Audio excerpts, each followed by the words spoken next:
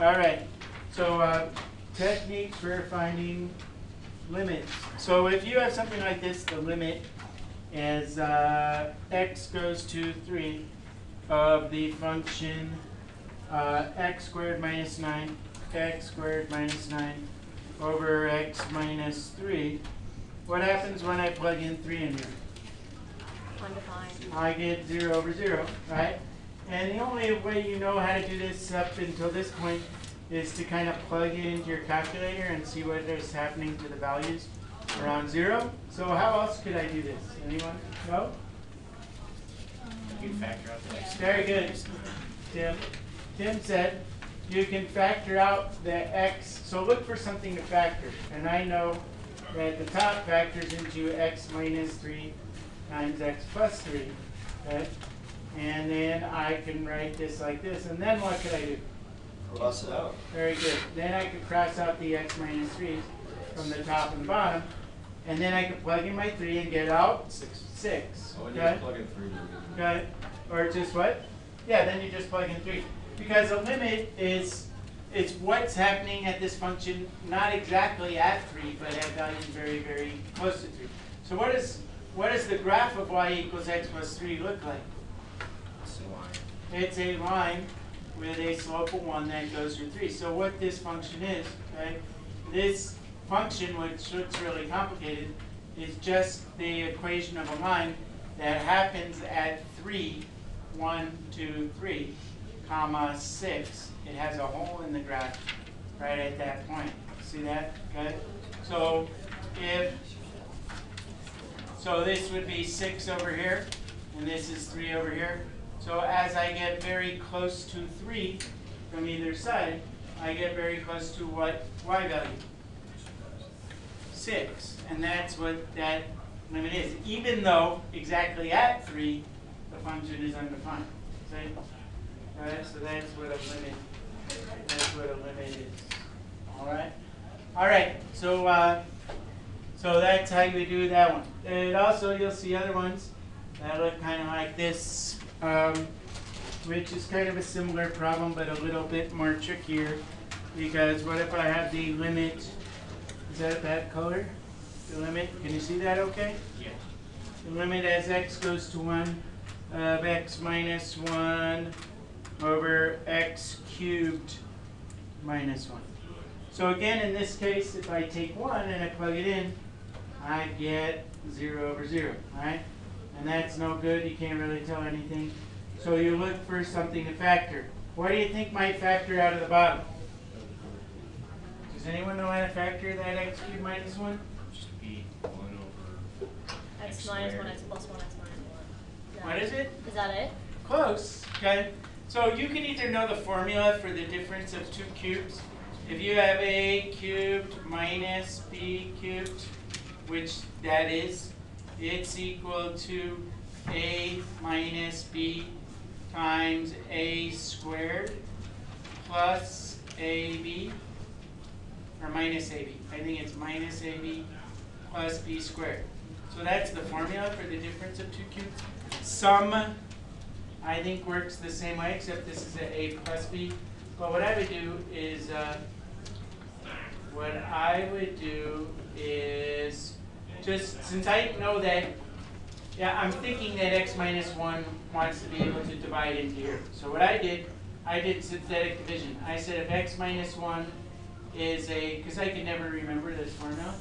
So what I did, I said since x minus 1 is probably a factor, that means that 1 is a root. And then I remember synthetic division. You do 1, 0, 0, negative 1. These are the coefficients of these terms right here. So I have a 1x cubed, 0x squared, 0x minus 1. And then the first thing I do with synthetic division is I bring this straight down. That's 1. This times this gives you 1. Add those together, I get 1. This times this gives you 1.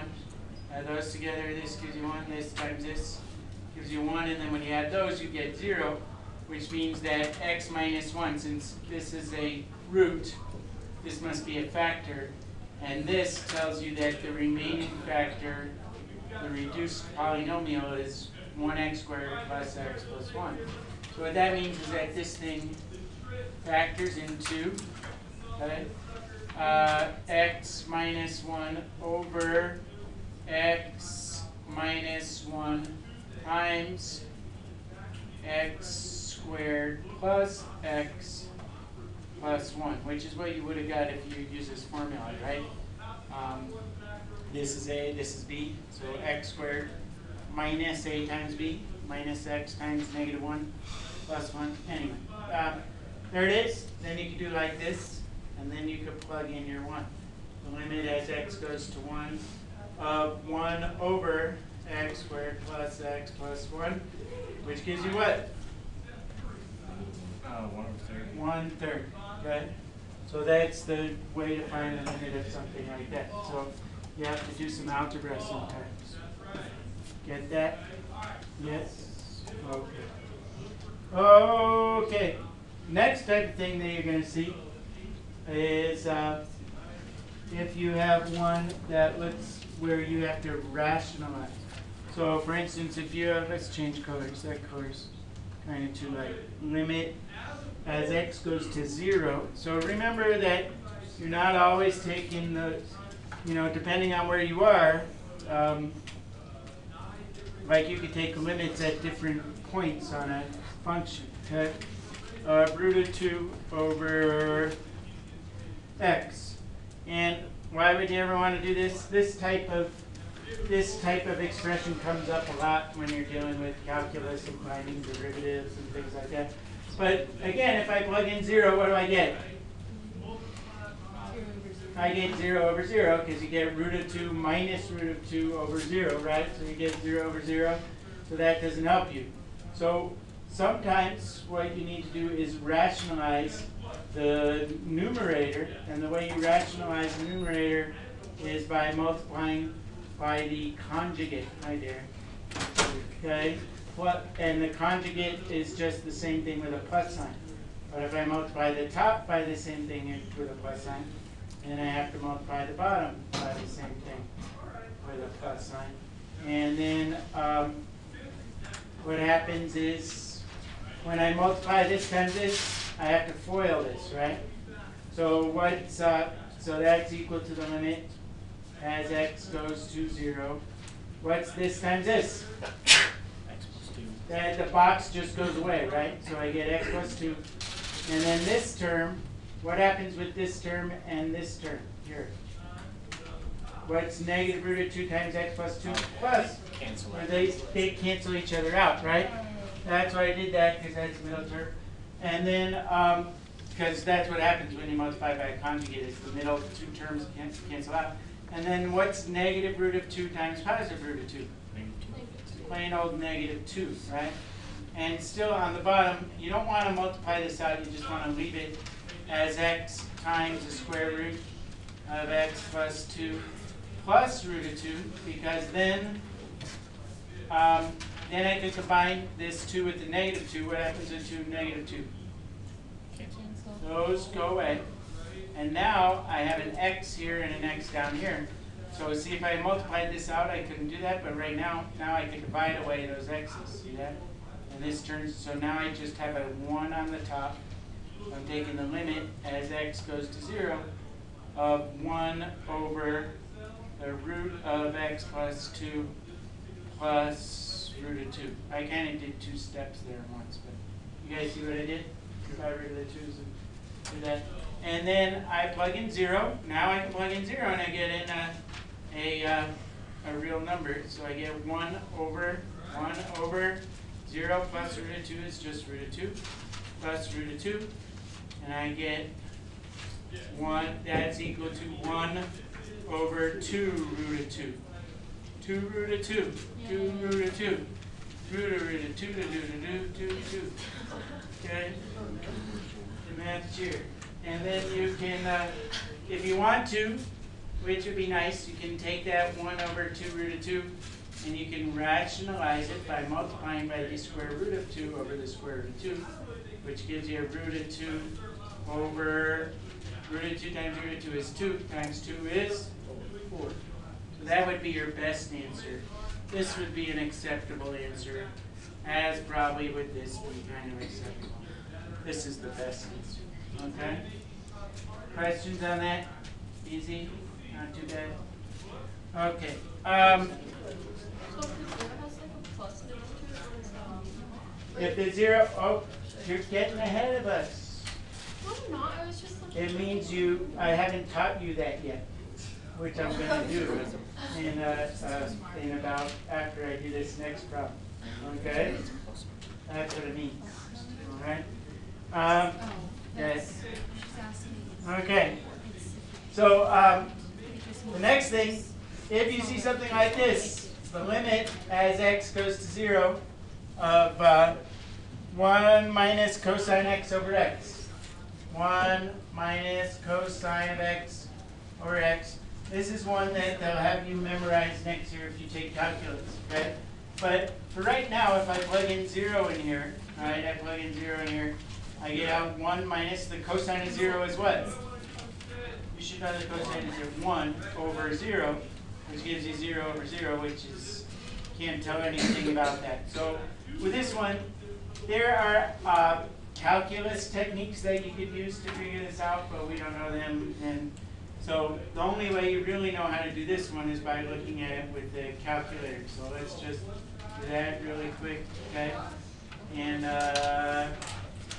so if you can't do it algebraically by trying to rationalize, multiplying this by 1 plus cosine x, all right, would that help you? Could I multiply by 1 plus cosine x? And then I would get 1 plus cosine. Ooh, I'm going to look at that in a minute. Okay. But in any case, you always in French, you, where's my view? You. Always in French. There we go. I always have it. And then if I go to my y equals, and I go, oh, there it is. 1 minus cosine x over x. And I make sure I'm in mode radian, probably, for this one. And I also set up a window that I know would work, and so I went from negative pi up to pi, and I went from negative 1 up to 1. And then if I hit graph, right, hit graph, I get this function that looks like this. What happens if you were to continue with this? It kind of oscillates, it goes back and forth, and it kind of has an asymptote, I think. Yeah, would have an asymptote eventually on the x-axis in both directions. So if I were to blow this up, okay, kind of would look like if I were to zoom out, I get something that kind of in here is kind of be doing this, and then eventually it's gonna kind of flatten out like that, somewhere like that. And so you can look at the. So I don't know, if I plug in 0, it's undefined, so it has a hole in the graph. But from the graph, what value of y does it appear to be approaching as I approach 0? 0. Okay? And if you look at the table, second table, and you look at the table, second table, and you look at the table, notice if I plug in 0, I get an error. If I plug in numbers very close to 0, from the left, like negative 0.01,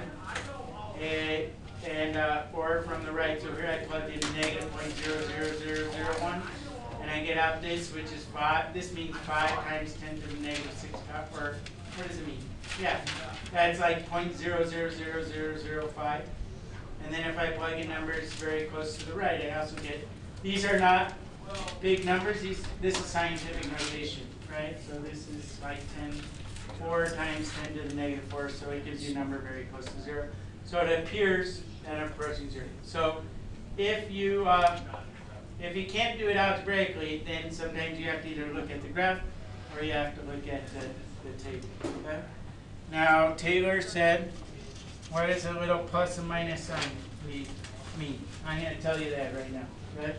So if you have a plus and a minus sign, limit as, this is important to know, as x goes to c like this of f of x is equal to L. This is known as the right-sided or right-hand limit. Right-sided limit, and limit of as x goes to c like that with a minus sign up top, f of x equals L. This is called the left-handed, or I call it the left-handed limit. Left-handed limit, okay? And what that means, if you have a function, which you do sometimes, like maybe a piecewise function that looks something like this over here, and like this over here, okay? So say this is my piecewise function, which is doing something this way, and it's doing something this way. So say this number is 2 here, and this number is 4 here, right? Here. Can I move your phone? Thanks. Put it away. Okay. So the right-sided limit is the value of the function as I approach c. This is some value c. As I approach c from the right. So in this case, what would be the limit of this function as I approach c from the right? 4, right? My y value is going to be 4. So in this case, the limit as x goes to c from the right, it doesn't mean positive c, it means from the right, of f of x is equal to 4. What would be the limit as x goes to c from, this means from the left, it doesn't mean negative because I'm in positive territory here, right? So as I come to c from the left, I'm approaching 2. Does everyone see that? Okay. As I get closer and closer to c from this side, I get closer and closer to 2. Okay? So that's what that means. The other thing that you got to know is that the limit of f of x as x goes to c exists if and only if. If and only if, and if and only if means things are true in both directions. If and only if, okay, the limit as x goes to c from the right of f of x is equal to the limit as x goes to c from the left of f of x, okay? So in other words, even though I can have a left hand and a right hand limit, this function is said to not have, the limit does not exist. But they will, so it's kind of weird because it's kind of contradicting itself. But you can't have a right hand limit and a left hand limit, but the limit at c does not exist. You get that? So in order for the limit to exist, the limit from the left and the limit, or the limit from the right and the limit from the left need to be the same. So these would have to hook up, you know, in order for you to have the same. So you're saying that it does exist?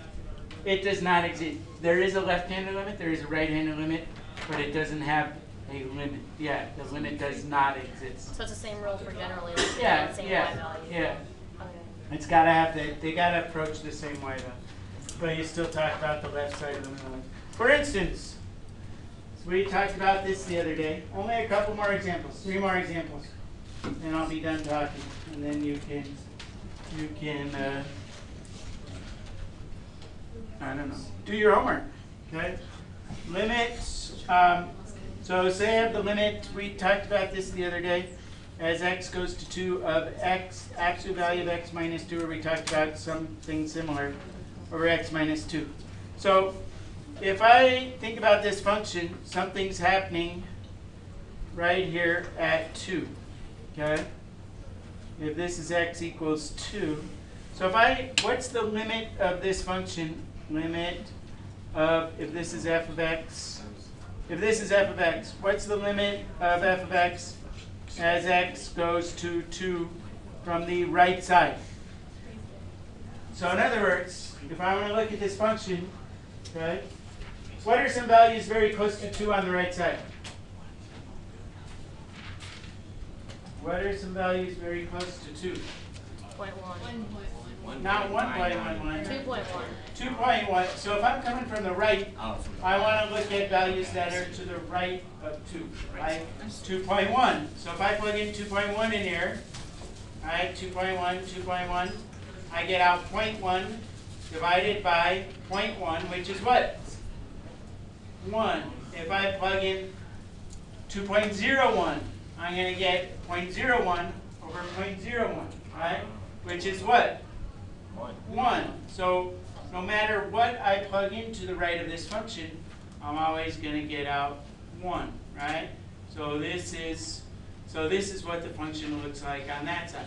What is it? So what's the limit as I approach x from the right side? 1. Okay, this is a favorite of mine and a favorite of calculus teachers and a favorite of math teachers in general. So it would be wise for you to understand this problem. Okay? What is the limit as I approach f of x from the left side? What's that? Think about it. If I plug in some numbers like very close to 2 on the left, like 1.99, I get positive 0.01, because that value makes it positive, over negative 0.01. So what's a positive divided by a negative? Negative 1. So whenever I plug in something to this side of 2, I get out a negative number. So this is negative 1. So what's the limit of f of x as x goes to 2? Very good. DNE does not exist because it has a right-hand limit, it has a left-hand limit, but because those two things are different, it does not exist. Okay? The general limit does not exist. Is there a case when there's going to be different y values, but the limit of the left side and the right side will be equal? No. No, because that's the definition of the limit. It is approaching the same value from the left and the right side. Okay? Two more things. So the next thing is with a piecewise function. How do you spell piecewise? Piecewise, is that right? I before E except after C. That's right. Piecewise function. So if you have, let's call it something else, g of x. G of x is equal to this. X plus 2. X plus 2 if x is greater than 2. And x squared if x is less than or equal to 2. Okay? So let's one way to look at this is by looking at it graphically. Okay? And so I'm concerned about the point where this function changes rules. Okay? And it changes rules where? 2. Okay? When I plug in 2 into this function, what do I get out? 0. I get out 4, okay? Except it's a hole in the graph, right? So I add 2, I get out 1, 2, 3, and 4, like that, okay? And so if I look at this function, and this is a line with a slope of 1 and a y-intercept of 2, so up until that point, it looks like this. After this point, it looks like what shape? A parabola again. And if I plug in 2 into here, what do I get out? 4, right? So I can plug this hole here, and this is a parabola, y equals x squared. So which it would be a parabola centered at the origin. So the parabola, if I graph the part that is actually not part of the graph, it would be coming from here. And then once it hits here, then I start using the parabola rule, right? So it kind of looks like a straight line here, and then a curved line here. What is the limit? What is the limit of f of x from the right as x goes to 2 from the right? 4. It's equal to 4, right? As I approach this, I'm approaching 4. What is the limit of f of x as x goes to 2 from the left? 4. What is the limit of f of x as x goes to 2? C. Or 2. 4. Okay? So in this case, because you get that?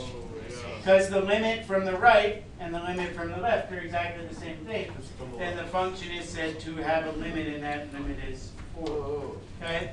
Now if I did something like move this up by 1 unit, then it wouldn't have a limit anymore, right? Because the parabola would be up higher, and it would be it wouldn't connect.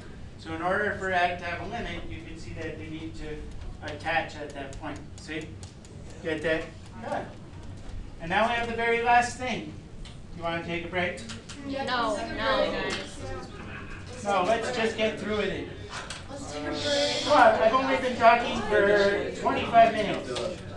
Good. Yeah. Take a break? Yeah. No, I haven't. Yeah. Henry's been on a break the whole Wait, time. wait. So this is a limit from calculus. A limit from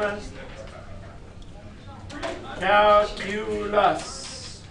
And we'll learn kind of more Monday what this means. I'll talk a little bit about it. But if I have for f of x equals x squared minus x, find the limits as h goes to 0.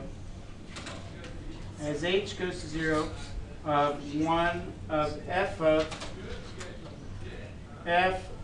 1 plus h minus f of 1 over h. Okay? What the heck does this mean? Do you want me to show you what this means? It's kind of cool. Put your phone away. Okay? Henry, you might find this 1 plus interesting. h squared minus Okay. 1 minus Come on. 1 squared minus 1. So anyway, so what this means, if I were to graph this function, okay, what shape is this function? Parabola. It's a parabola, and this particular parabola looks like this, okay? What you're doing with this parabola, okay, this happens to be the point 1, 0. If I go over h units, okay, to here, so I call this little distance h from here to here, okay, what I'm finding is, if this is h units, what does this expression, let me draw a line in here. What does this expression give you? What is f of, this is basically the change in y over the change in x. What am I getting? What's the change in y over the change in x given? The slope of the line, okay? As this h gets closer and closer and closer to being nothing, okay? As this h, let's see if I can do this, okay? As this h gets closer and closer and closer, no, I want to twist it, not do that. Let's see if I can twist it. Can I twist it? Move it this way? Yeah, kind of like that. As this h value becomes smaller and smaller and smaller, okay, what I end up getting is the exact slope of the curve at that point. Do you understand that? Okay. And so as this h value, I make this h value smaller. So in this case, the h value would be smaller.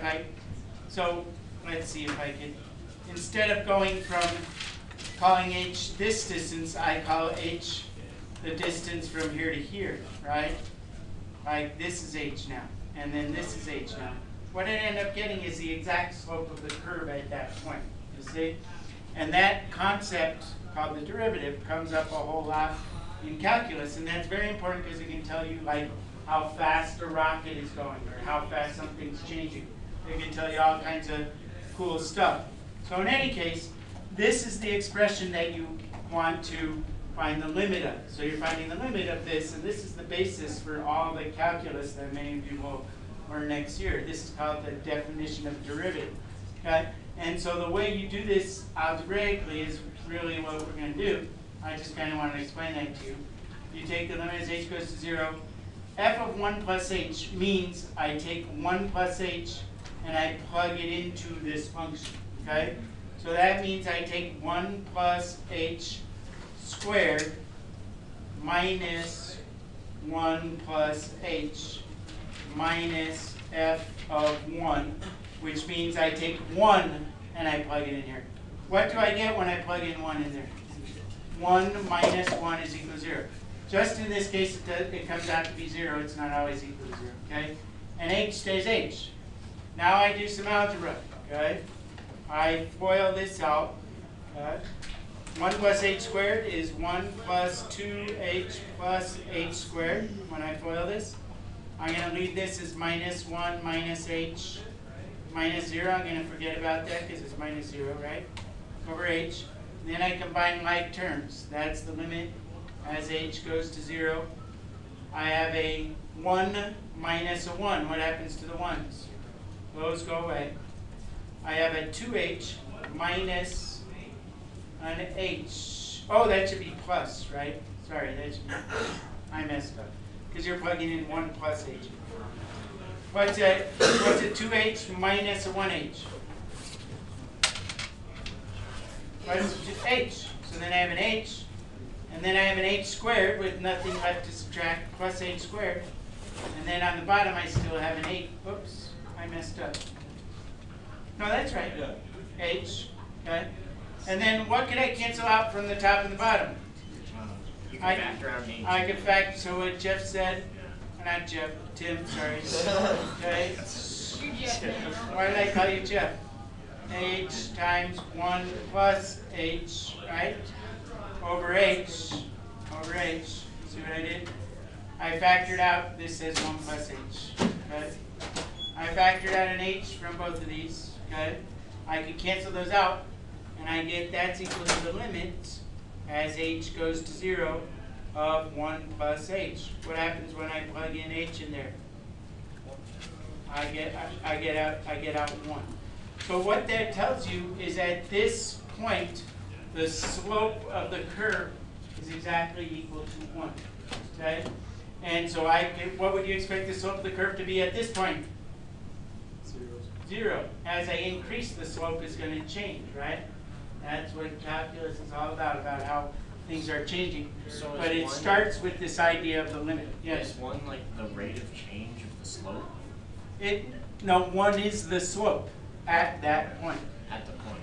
At the rate of change of the slope would be the acceleration, right? The rate of change of the rate, or it would be this, that would be called the second derivative. You'll learn all that. Okay, so that's how you do this. But so you need to know how to do the algebra for this, right? And next year when Mrs. Hine teaches you this, you're going to grumble because it could get kind of algebraically a little tricky. But they're starting you off with some basic ones. All right, that's the end.